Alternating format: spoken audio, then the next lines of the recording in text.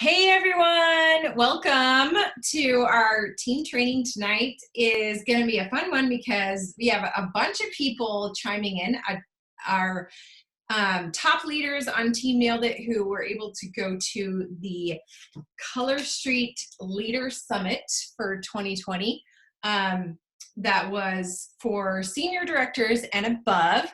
So raise your hand if you were one of those ladies that was able to go. Holla. So I want to hear from you guys. Don't be quiet. So they are going to be chiming in on some of their best takeaways from this amazing, amazing conference that we were able to go to. So hopefully, raise your hand if you want to be there next year. Whoop, whoop. Heck yes. Heck yes. It was seriously such a great event, probably the best one. A lot of people said it was the best one they've ever had, like the best conference they've ever done. And I kind of agree. And the trainings were incredible. Like they were so good and like so jam-packed. Like it was just so quality. I was joking that like usually, sometimes you're like, I've heard this before. I'm going to like post on Facebook right now. But there was no time to like be distracted and have a squirrel moment because there were just such good content. So we're going to share some of our takeaways today in this next like 35 minutes. And I'll start with some of mine. And then those of you that went, I want to hear from you so that it's not just me. And also guys, the workbook they gave us was gold. It was incredible. So I'm going to share, and this might seem like the most simple, basic thing, but I don't know why, but it really helped me. And that was at the beginning of the workbook, they asked us to write down our Color Street goal for 2020. Now, I've written down different goals and things, and I picked a word for the year for 2020, but it was more like an overall word. But it really helped me to pick like a word, or I chose 3 words for my Color Street business that I really want to focus on this year for my Color Street business and team. And so, let's see. So, and Caitlin, will you mute yourself? For some reason, it won't let me mute you. But I was able to, anyway, it just helped me to write down mine. So I wrote down Circle of Excellence, which I love that they're offering that now. I think it's so important to have that as a goal because it helps you to just really like focus on your business and really make sure your business is on track and balanced and on point.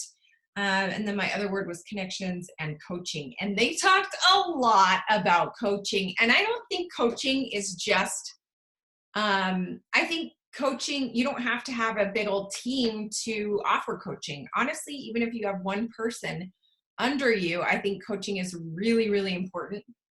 And so there was a ton of content about coaching, and I posted about this yesterday, but I think a big part of coaching is making it not about what you want, but about, it really comes down to, and I think this applies to business in general, is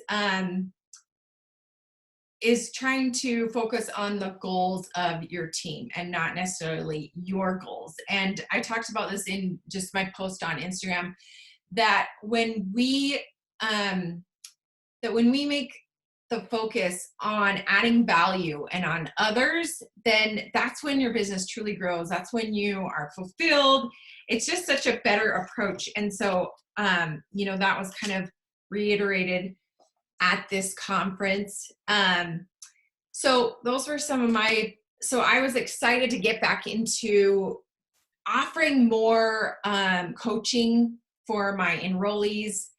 And because I feel like that's when you have a lot of impact, is really just like doing a Zoom call or a phone call with your stylist, whether it's a new stylist or a stylist who's been around since day one, just like finding out what their goals are, finding out what they're struggling with, and really working with them and asking them questions instead of telling them what to do. And this honestly applies to parenting too. When we ask them and try to help them come up with the answer, I think that it's going to be more effective when it's their idea. I don't know, my kids are this way. When it's their idea, they're more excited to go for it. And I think the same goes for coaching. So I just think coaching is like, it's one of my favorite things about direct sales, because it can have such an impact, and you learn from it too, honestly. So that was one of my big takeaways. Does anyone want to share some of theirs? Some of you leaders that were there, some of your takeaways from the summit?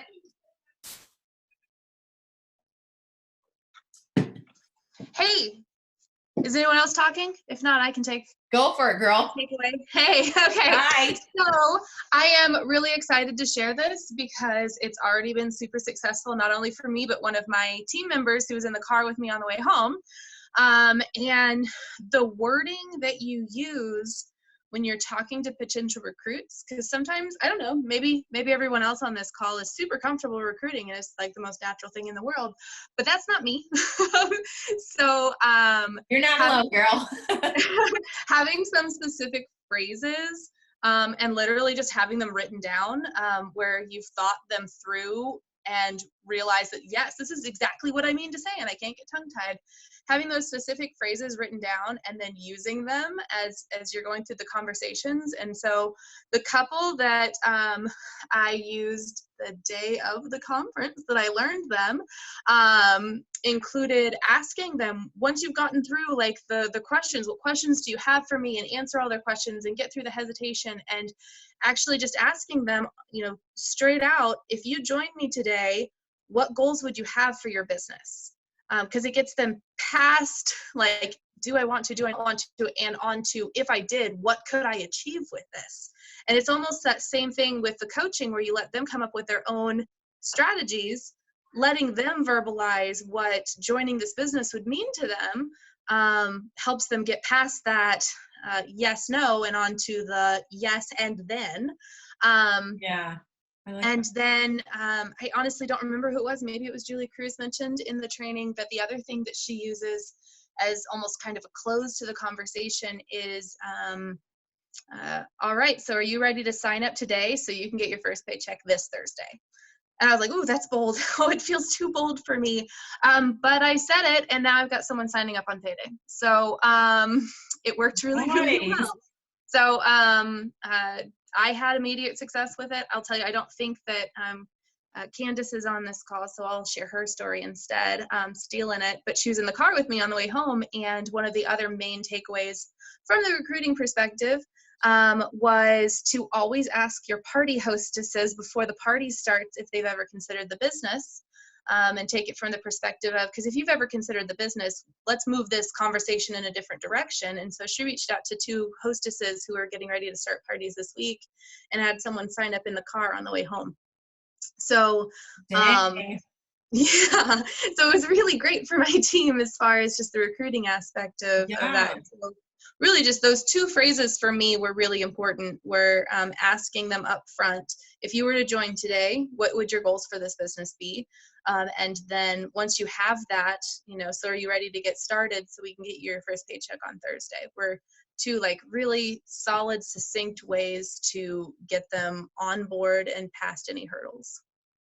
So I like that. And I like I like the idea of asking your hostesses before like the party starts. Cause like I would wait till after the party starts and be like, oh, hey, like that was so fun. Have you ever considered joining? But I kind of like it before the party starts, because then like, and not just like, cause I think a lot of people are like, ooh, if the party's good, then I'll say, hey, do you want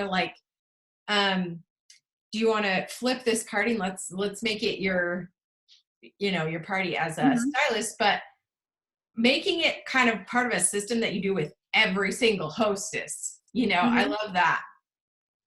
Yeah, she was able to actually, I think the way she phrased it is she said, hey, before I get your party group set up, I need to know, have you ever considered joining this business? Because if so, I'll set your group up a little bit differently than if not, so that if you do decide to join in the future, it's set up in a way where you could take it off and, and launch your business from there. And then when they said, oh, actually, I have kind of considered it, she said, well, let's talk about that then.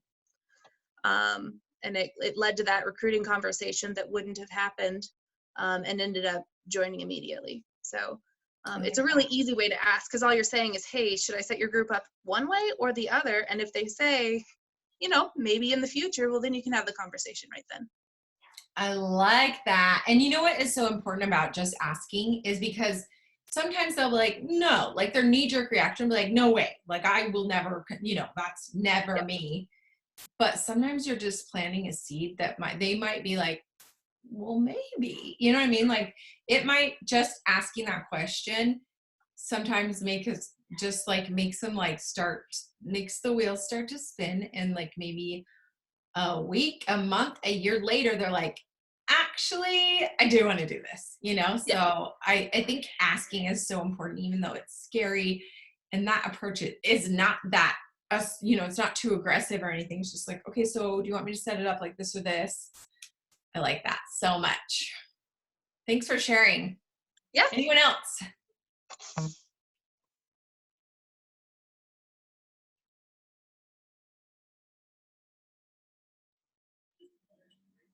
I can go. Rachel or Mackenzie, whoever. You guys both. I can go.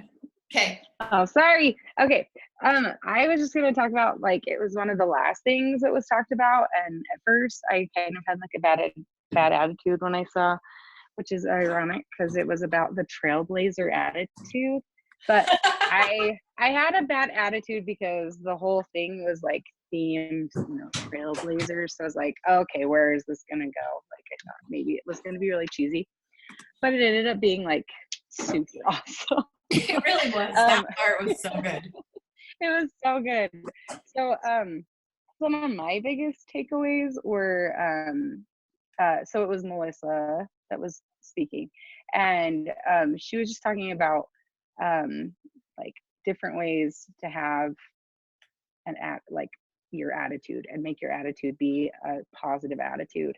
And anyway, so she was talking about responding versus react, which like I have gotten better at, but it's always good to have some reminders. And some tips that she had were to breathe and never respond angry, and to sleep on it, to make a phone call versus a text, and then to be kind, calm, and respectful. And I think, I mean, like Kelly had said, like a lot of these things you could totally use with your Totally. kids or your family or anything, but within Color Street, like there are plenty of times that we need to respond versus react with our own team. Sometimes there can be some hard situations to deal with, or with our with our customers, or there are lots of different situations that we can be in that we need to respond versus react. um, Something else that was part of a trailblazer attitude, I still think that was a little cheesy, um, is to be ready for learning opportunities, which she talked about, like turning disappointments into learning, and how you can instead look at an experience and think like, what was good in this experience, and like, what can I learn from it? And there have been plenty of times that I have even reacted versus respond, and I've been able to look back and go, like, what can we learn from that? And I just think that's really important. And I mean, it can go from anything from having a manicure that falls off before the 10 days, like I did, because I learned the hard way not to put it on when your hands are ice cold. And it's something that I tell people all the time, but now I learned from experience not to do that. But it can go from everything from that to, like having a really bad experience with another human being. um Something else that she talked about was reserving your energy and being mindful. And so I loved what she said. She said, every thought and conversation either increases or decreases our energy.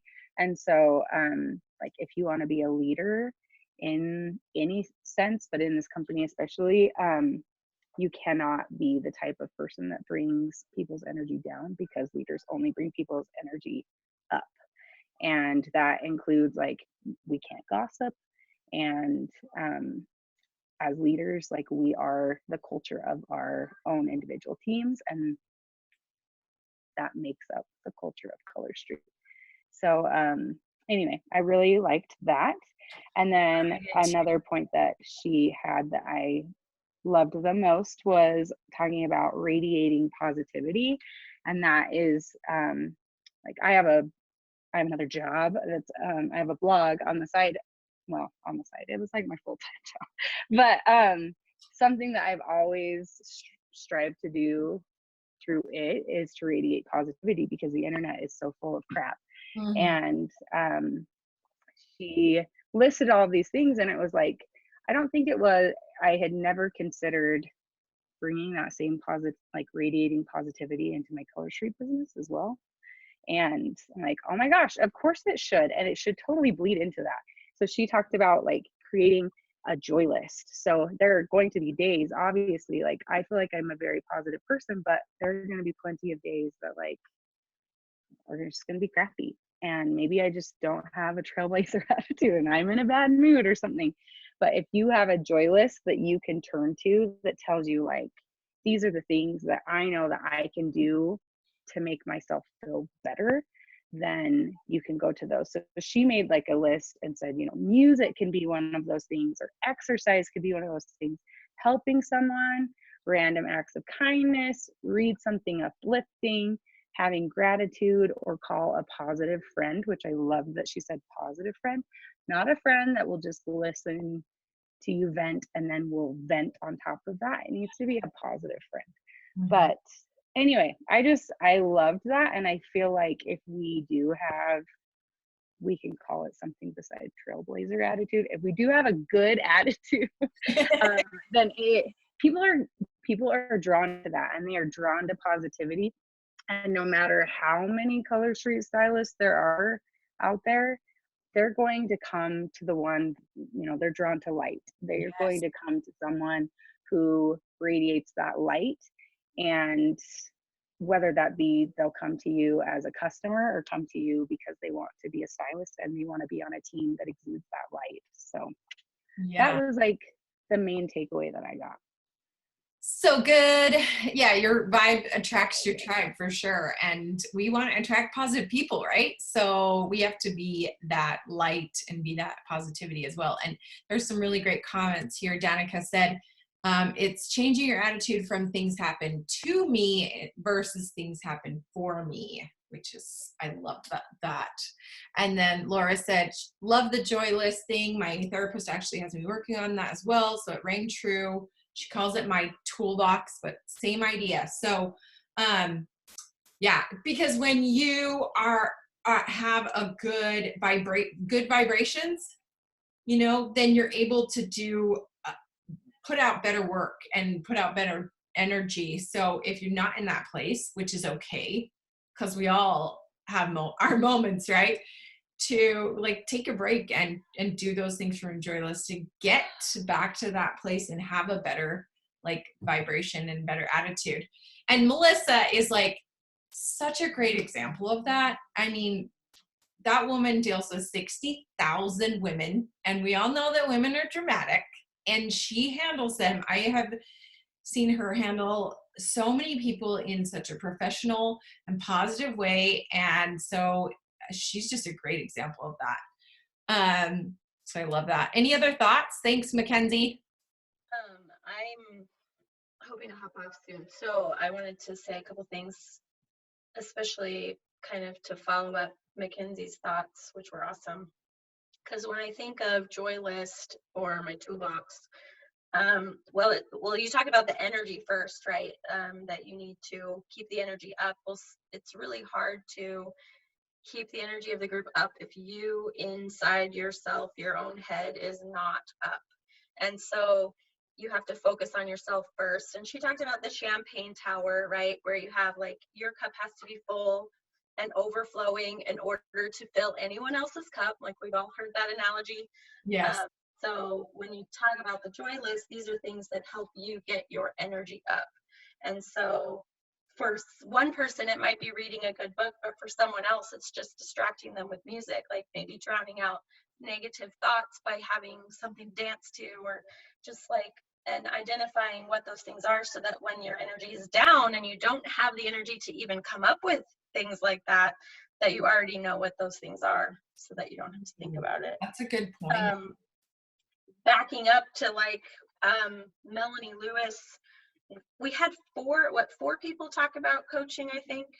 There's a lot of coaching. Lots of coaching. Whew. But Melanie Lewis has kind of stuck out to me probably the most, and maybe because she has been a career, maybe she still is a therapist, but many years as a therapist. And so many times we talk about how, listen, you're not a therapist, so don't let your coaching call make it like a whole bunch of whining and complaining and venting, and when you feel like you're a therapist, right? And so we hear people say, you're not their therapist, you're not their therapist. And being someone who has dealt with some mental health issues, that always makes me cringe, because you could be the one person that person has trusted to share that they're struggling, and you don't want to just shrug them off. But she gave a really great wording for how you can, without trying to be a therapist, because we are literally not licensed to handle those kinds of heavy things. She gave some really great loving wording that you can use, and that was really comforting to me to know that we're, the goal is not to just push them away, but the goal is to help them by sending them to someone who really can help. So she said, I'm hearing that you're going through some tough things and I'm worried about you. Let me help you get connected with someone that can help. And she specifically says not to ask them if they want to be connected or if they want your help, but to tell them that you're going to connect them with something. So maybe have some hotlines in your cell phone. Maybe there's virtual counseling. You can maybe share some websites with them that they could check out. Anyway, that meant a lot to me. She also talked about words that we use and how a lot of people will focus on the lack. So the words she used were stuck, stressed, no time, it's not working, that's not like me, like I'm not that type of person or something. And so she gave a list of positive words that you can pivot to try and bring that energy back up and have it be more positive. So the positive words were plenty, deserving, like you're deserving of this.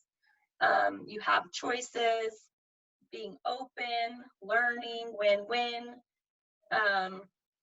can handle this, there is a way, I can find a way, hopeful, and excellence, not perfection. And then one more thing I'll share is that I loved, she said, even if you can't see their face, you can tell when someone is smiling while they're talking. And so to make note of the times when they're smiling and happy and what they're talking about when they're happy and smiling, and try to remind them of those things that make them smile, even if they're small things. I really liked that. And I think, I have I know. I've ever taken this many notes. Oh, can I share one more thing? Yes. Sorry. We talked about enrolling superstars, like being an enrolling superstar. So not about coaching, but she was talking, whoever it was, I can't remember who. I think it was a panel, and someone, they were talking about objections and how to handle objections. And one thing that I always cringe at is when someone says that their husband won't let them, right? And some people answer as like, who cares what he thinks? Like, just tell him what's happening. You're just gonna do it, and like, you get to make your own choice. But I love that whoever it was that said this said to, instead of discounting a spouse's objections, to actually ask for clarification. Like, well, let's talk about what are the objections? Not just that your husband will let you, but like, have you asked him what he's worried about? What are the actual objections? Would he like to get on a call with me? And I've actually had a stylist ask me to get on a call with her husband and my husband so that he could ask my husband questions. And so instead of just Good idea. brushing off the my husband won't let me thing, to actually Right. try to get down to what it is that they're worried about. What's the actual objection?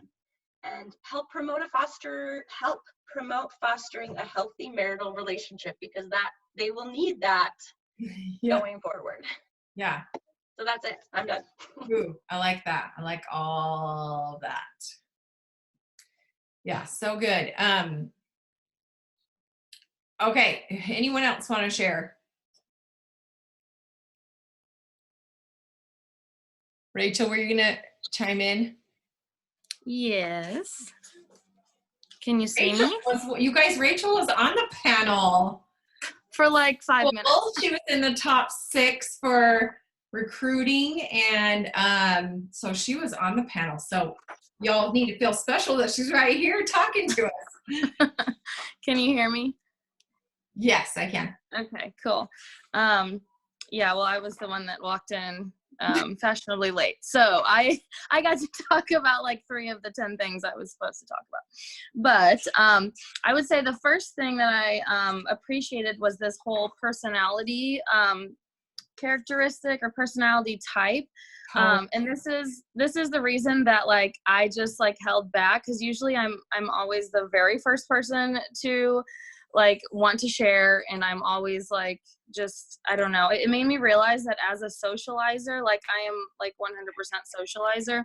It made me realize I sometimes need to just like chill out and take a step back. I just always have a lot of energy and a lot of excitement to share, and I feel like I realize that I need to listen a little bit more, and I need to, you know, give other people a chance to talk more. And so I think that was really eye-opening. Like I was sitting next to Mandy Curley, and she and I are the exact opposites. She's like total thinker, but I mean we're good friends. We're both under the same enroller, so and we're in the same area, so we see each other a lot, talk a lot.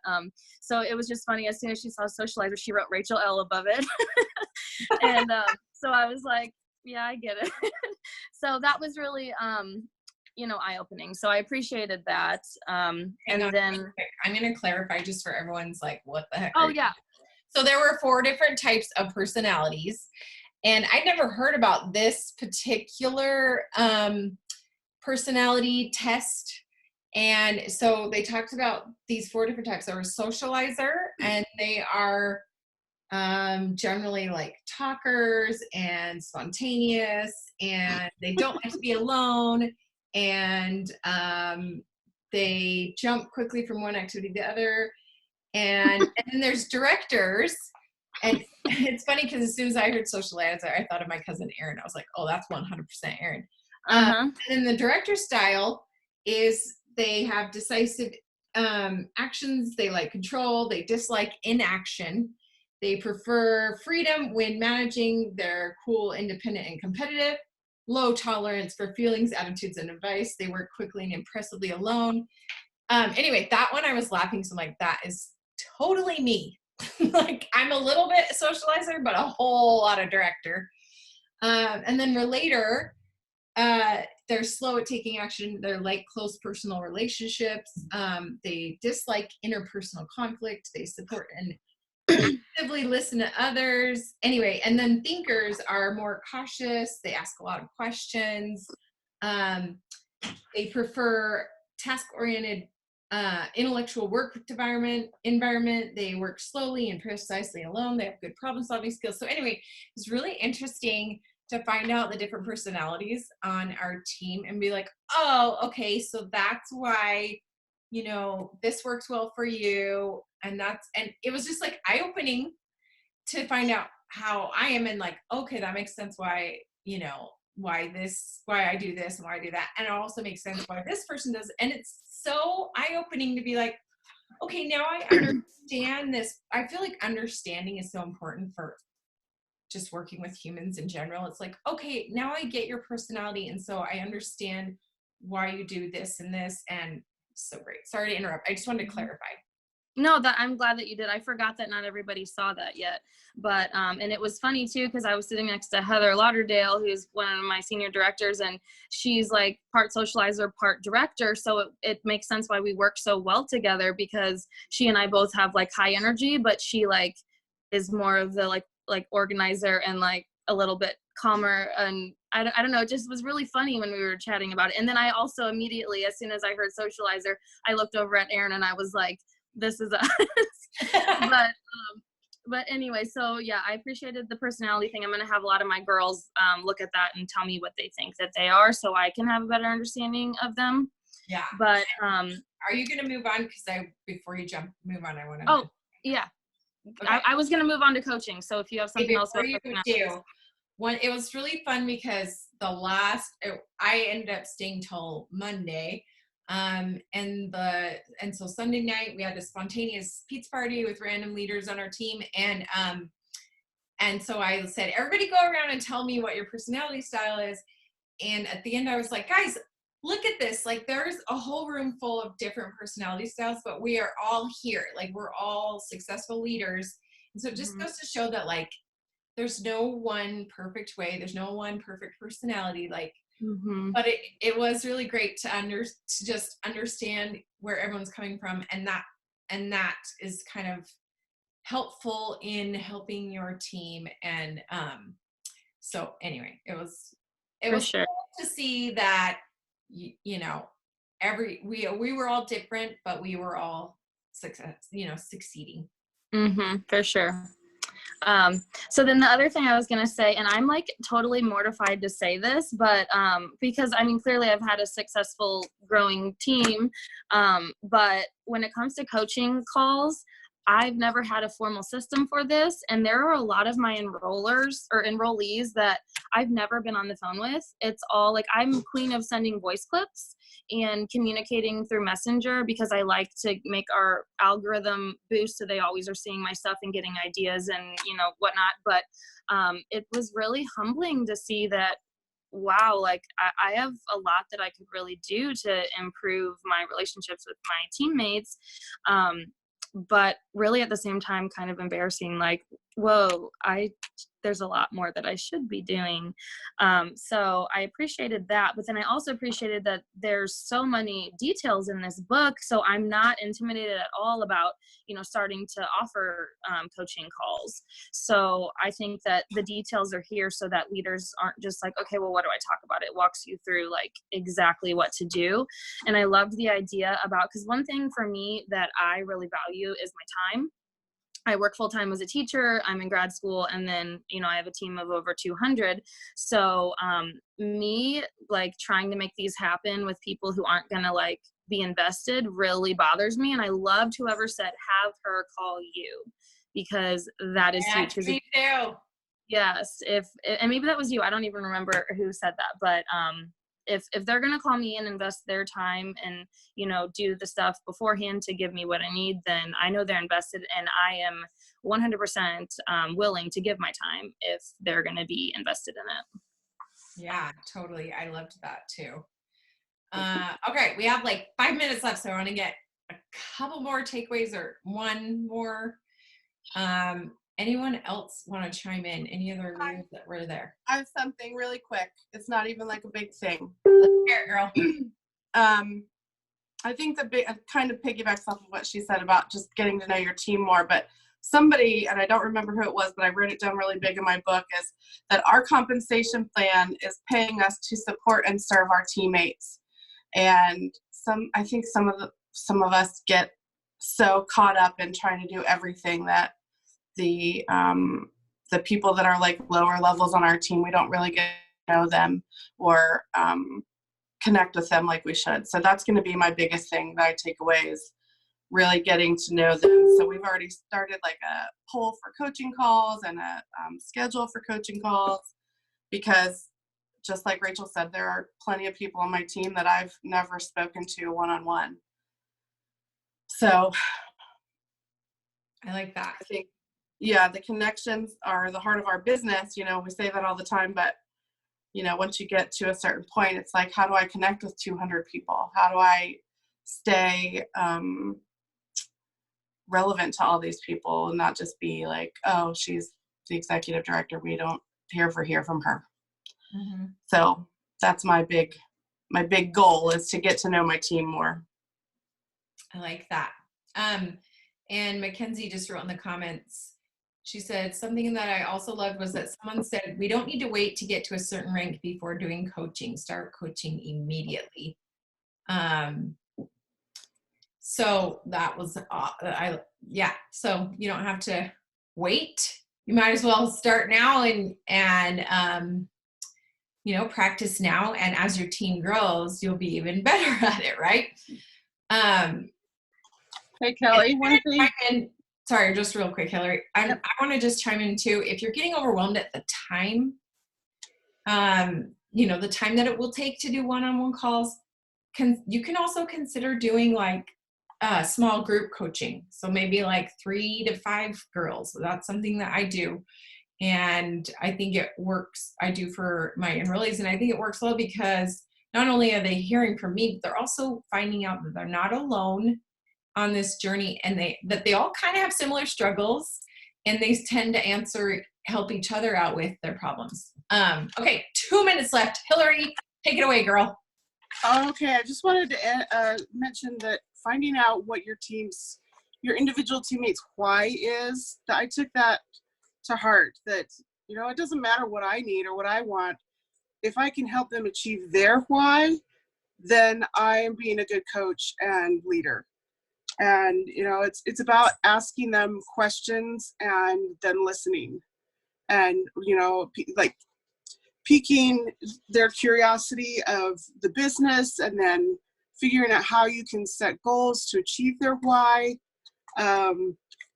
I thought that was really an important takeaway. Also, she talked about the reality of your why. And do your current actions, are they in alignment with what your goals are? Like, are you really working towards this, or are you just crossing your fingers hoping that it'll happen? Yeah, I like that. And one thing I want to mention, and letting them figure out how to make their goals, letting them answer the questions instead of telling them what to do, having them come up with their own ideas.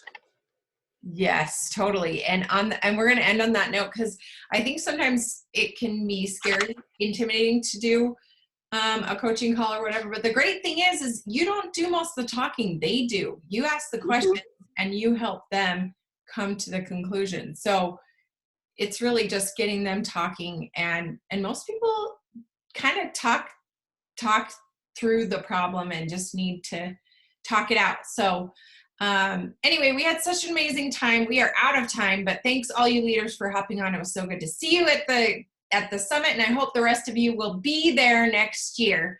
So thanks for joining us, guys. Bye. Bye.